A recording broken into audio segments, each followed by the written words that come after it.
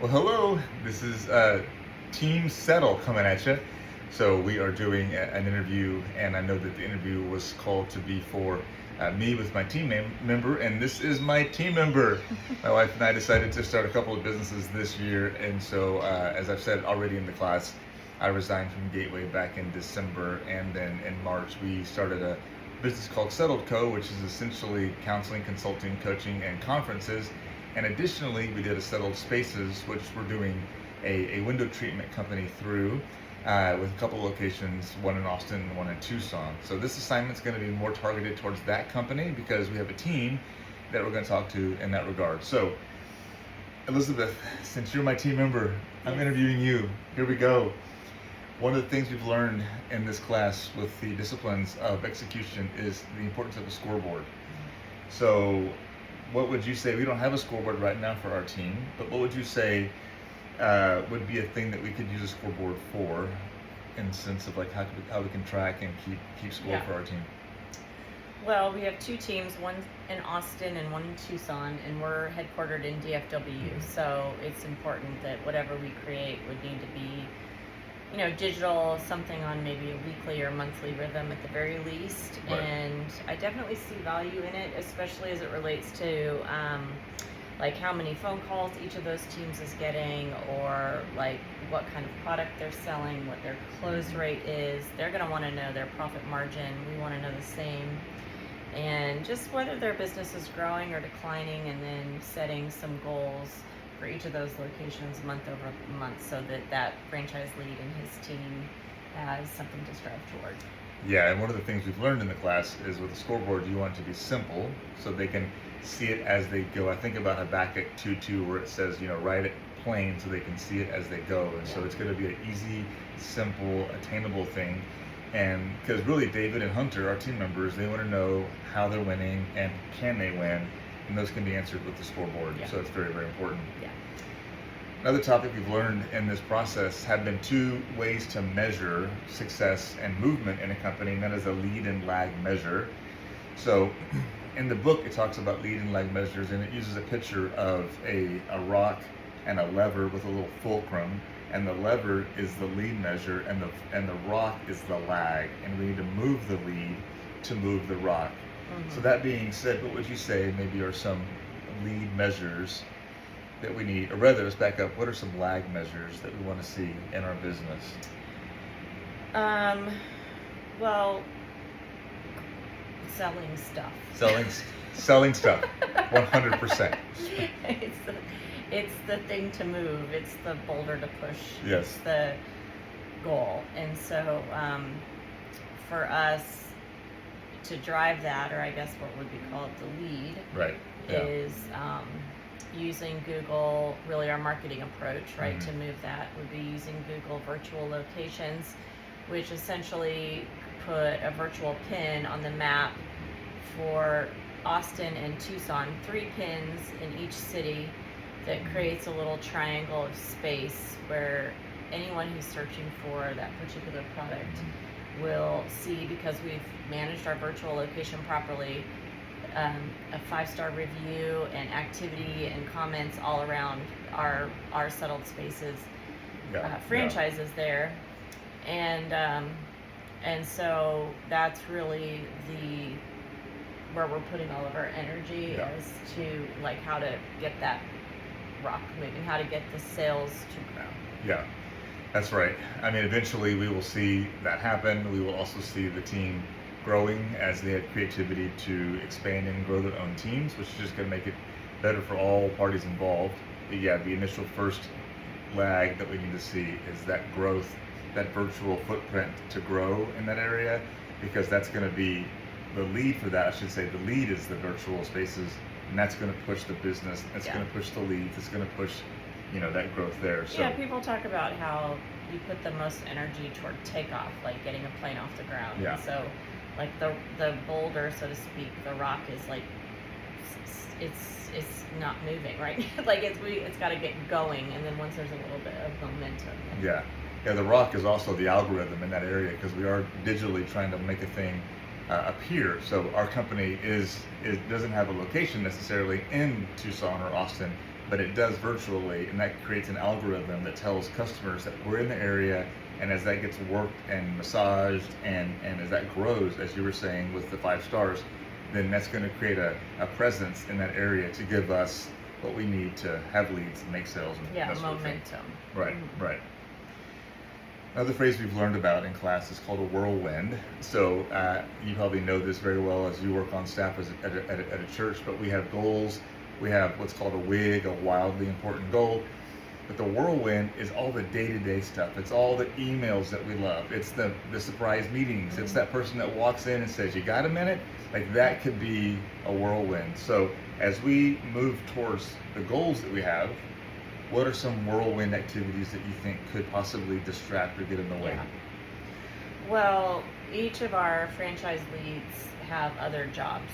So they're doing this, and we pitched it to them as a side hustle, a way to increase their financial footprint for the sake of their family and their own well-being, while also doing their other jobs. So that's the biggest whirlwind. They're both struggling with, how do I, in my already full life with work and family, add this new element, which, like we were just saying, the energy that goes into getting something off the ground is so much. And once they each learn and grow and make a few sales and understand the business better, then they can start to delegate certain tasks. But you just got to do it all at first. And so the tension of that, or the swirl of all the life demands, and they're being able to, I guess what's often called, you've got your 9 to 5, but the side hustle is the 5 to 9. Right. So evenings and weekends, and just navigating this season of just max effort. And if they can push through that, then they'll see some rewards that in time the effort will grow easier and the rewards will grow greater, but it's going to take some real energy to push through. I totally agree. And each of them are also involved with family, and they have involvement at their local church. And then it's, for us, it's a direct/indirect whirlwind, because we have our own whirlwind. Because not only do we have Settled Spaces, which is this company, but we have Settled Co., which we're also running. So that can be its own whirlwind. So the business that we have on the side here that we're doing, the main thing that we're doing, can be its own whirlwind to distract us from what we're doing here. So, and then we have our own life and kids and things that get in the, not get in the way, but they provide a challenge to maybe distract from the whirlwind. How would you think we should manage that? So, like, we don't want to ignore the whirlwind, all the details, the email, the people. So how do you find it easy for you, or a way for you to manage the whirlwind, so that we can move through it to the next thing? Yeah. Well, I know for us, the first thing has just been to say yes. Like, to not let the idea of it being hard be the inhibitor to move forward, to just say yes. And then by some miracle, the yes creates room for the activity, and then comes management. So time and money are limited resources, and we are in charge of time blocking our calendar, but our eyes are also set on the money and the increase. I mean, there is a real motivator to having a sale and pocketing that money, and it's a pretty direct correlation. And so because of the time tension and the money tension, it's like those are both limited resources, but they're kind of motivating each other. I think that an encouragement for me, as I've been talking with these teams, and even for us, is team. So anytime I know we start to feel overwhelmed, and we've used the tools and techniques that we know to use as it relates to just life management, and if there's still that sense of overwhelm, and I know it's not just a matter of growing more proficient in whatever it is that I have before me, because again, the first time you do something, the second, the third time, it takes a lot longer. It does. But anyway, once you kind of get beyond that, if still there's that overwhelm, in our experience, it's always been about team. Well, then there's a need to hire someone to take care of something that is really bogging me down, or there's a need to hire someone to take a piece of the business that I can pay them for, that will ultimately grow the footprint. And so that's been our encouragement of our Austin and our Tucson teams. And it's true for us too. We already know the kinds of things that we want to delegate first.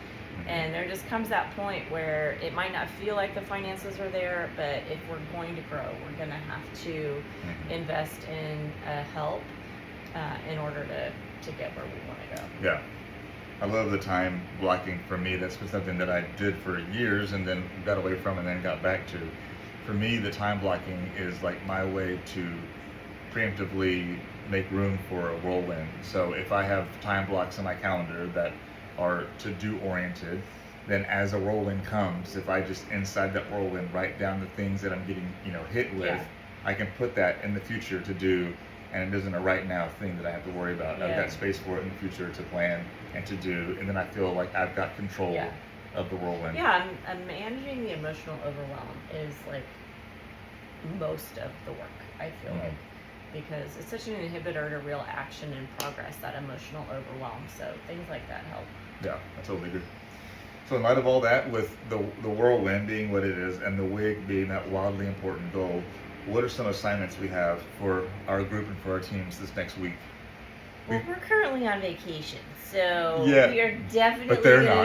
No, I'm just kidding. get into this like come July 8th week, you Yeah, know? yeah, But well, for July, our goals for them are 3 sales each, Right. which that's really important. But also not just 3 sales, that's its own win, but also these 3 virtual locations. Mhm. So Tucson and Austin each have 2 virtual locations, and we've put it in our manager's hands, our franchise lead's hands, to find that 3rd location to triangulate that like virtual Google net. because they know the area better than we do. They're familiar with what area is growing and kind of what are the hot spots. Yeah, so they have that assignment and the 3 sales in July.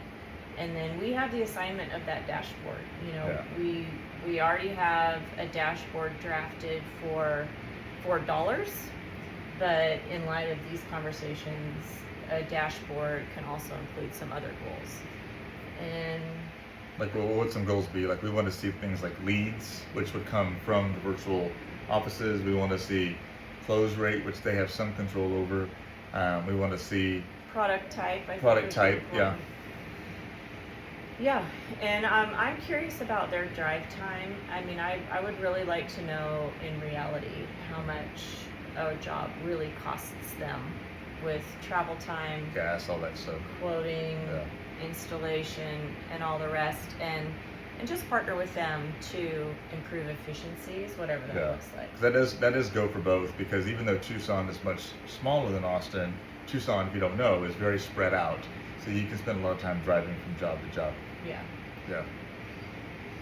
So that being the case, what do we want to see done? We mentioned that, but what's the completion date? If we want to have these things done, the 3 Well- locations and all the things, what are the goal dates? Yeah, we the have? three fully closed and paid sales and install jobs by That's the end of July, end of whatever July. it is, the 30th or 31st. I Something- don't know how something like many that. days are in July.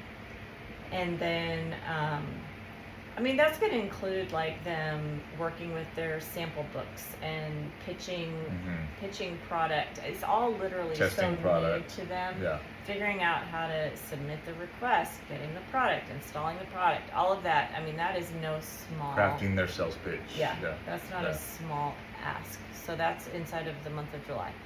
And then I would say by July 15th, I don't know, 12th, 15th, we would want them to have pinpointed that 3rd virtual location. And if they can do that, we can do some of the legwork. Like, that's our job as franchise owners. Like, we take care of that framework for them. We pay for that infrastructure, and we can run with it. But we want them to give us that 3rd location lead by the middle of July, so that we can get that going, since it takes a month or 6 weeks to get live on To Google. get it officially, official.